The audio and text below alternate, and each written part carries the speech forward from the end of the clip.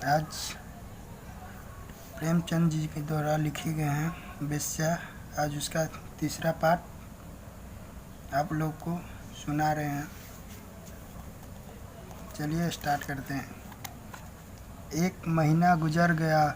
दया कृष्ण सिंगार सिंह के घर नहीं आया, न सिंगार सिंह ने उसकी परवाह की। इस एक ही मुलाकात में उसने समझ लिया था कि दया इस नए रंग में आने वाला आदमी नहीं है। ऐसे साध्वी जनों के लिए उसके यहाँ स्थान न था। वहाँ जो रंगीले रसीले यश और बिगड़े दिल की वह चाह थी। हाँ, लीला को हमेशा उसकी याद आती रहती थी, मगर दया कृष्ण के स्वभाव में अब वह समय नहीं है। विलासिता का जादू उस पर भी जलता हुआ मालूम होता है। माधुरी के घर उसका भी आना जाना शुरू हो गया। वह सिंगार सिंह का मित्र न ही रहा, प्रतिद्वंदी हो गया है। दोनों एक ही प्रतिमा के आसक है, मगर उनकी वासना में अंतर है। सिंगार की दृष्टि से माधुरी केवल विलास की एक वस्तु है, केवल विनोद का एक यंत्र। दया कृष्ण विनय की मूर्ति है, जो माधुरी की सेवा में ही प्रसन्न है। सिंगार माधुरी के हास्य विलास को अपना जड़ खरीद हक समझता है। दया कृष्ण इसी में संतुष्ट है कि वह माधुरी उसकी सेवा को स्वीकार करती है। माधुरी की ओर से जरा भी अरुचित देखकर वह उसी तरह बिगड़ जाएगा जैसे अपनी प्यारी घोड़ी की जोरी पर।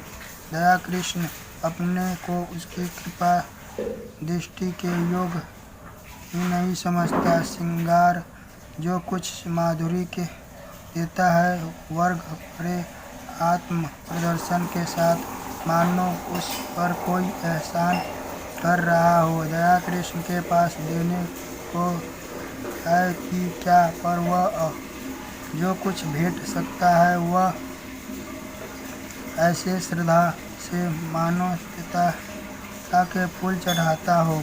सिंगार का आशिक मन माधुरी को अपने पिंजरे में बंद रखना चाहता है, जिस समय उस पर किसी की निगाह न पड़े। दया कृष्ण निर्मित भाव के उसकी स्वच्छ क्रूर का आनंद उठाता है। माधुरी को अब तक जितने हियों के साविका पड़ा था, वह सब सिंगार सिंह की भांति कामुकता, ईर्ष्यालु, दंभी और कोमल भाव के शून्य थे। रूप को भोगने वाले, वस्तु समझने वाले दया कृष्ण उन सब से अलग था। सहृदय, भद्र और सेवाशील, मानो उस पर अपनी आत्मा को समर्पण कर देना चाहता हो। माधुरी को अब अपने जीवन में कोई ऐसा पदार्थ मिल गया है जो इसे वह बड़ी ऐतिहासिक में संभाल कर रखना चाहती है। जराव गहने अब उसकी आंखों में उतने मूल्यवान नहीं रहे जितना वह कीर की दी हुई तावीज़। जराव गहने हमेशा मिलेगी, यह तावीज़ खो गई तो फिर शायद ही कभी हाथ आए। उगाऊ गहने वाले उसकी विलासिता प्रवृत्ति को उत्तेजित करते हैं, पर उस तावीज़ में कोई दैविक शक्ति है जो न जाने कैसे उसमें सद्गुण है, वरिष्ठ भावना को जगाती है। दया कृष्ण कभी प्रेम प्रदर्शन नहीं करता। अपनी विरह व्यार्थ के राग नहीं अलापता, पर माधुरी को उस पर पूरा विश्वास है। श्रृंगार सिंह के प्रलाप में उनके बनावट और खावे का अभाव होता है। वह चाहती है यह जल्द यहाँ से टले, लेकिन दयाकृष्ण के संयत भाषण में उसे गहराई और गंभीर और गुरुत्व का आभास होता है। औरों के वह प्रेमिका के, लेकिन दयाकृष्ण की आशिक के कदमों की आहट पाकर उसके अंदर एक तूफान उठने लगता है। उसके जीवन में यह नई अनुभूति है। अब तक वह दूसरों के भोग की वस्तु थी, अब कम से कम एक प्राण की दृष्टि में वह आदर और प्रेम की वस्तु है। श्रृंगार सिंह को जब से दयाकृष्ण के इस प्रेम विनिमय की सूचना मिली है, वह उसके खून का प्यासा हो गया है। ईशानकी से फूका जा रहा है।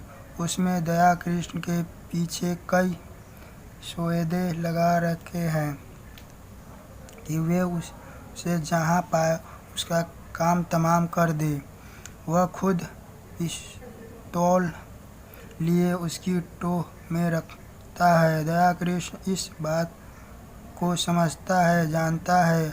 अपने नियत समय पर माधुरी के पास विल्ला नागा आ जाता है। मालूम होता है उसे अपनी जान का कुछ भी मोह नहीं है।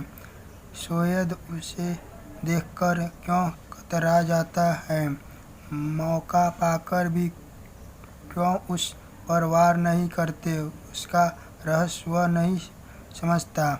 एक दिन माधुरी ने उससे कहा, कृष्ण जी, तुम यहाँ ना आया करो। तुम्हें तो पता नहीं है, पर यह तुम्हारे विश्व दुश्मन है।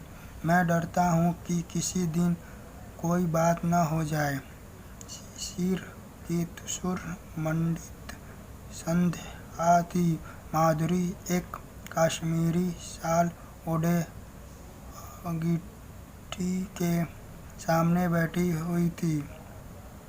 कमरे में बिजली का रजत प्रकाश फैला हुआ था।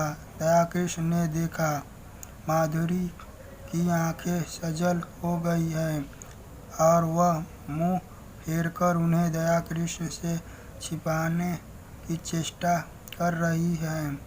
प्रदर्शन और सुख भोग करने वाली रमणी क्यों इतना संकोच कर रही है, यह उसका अनारी मन का सका। हाँ, माधुरी के गोरे प्रश्न संकोचहीन मुख पर लज्जा मिश्रित मधुरमा की ऐसी घटा उसे कभी न देखी थी।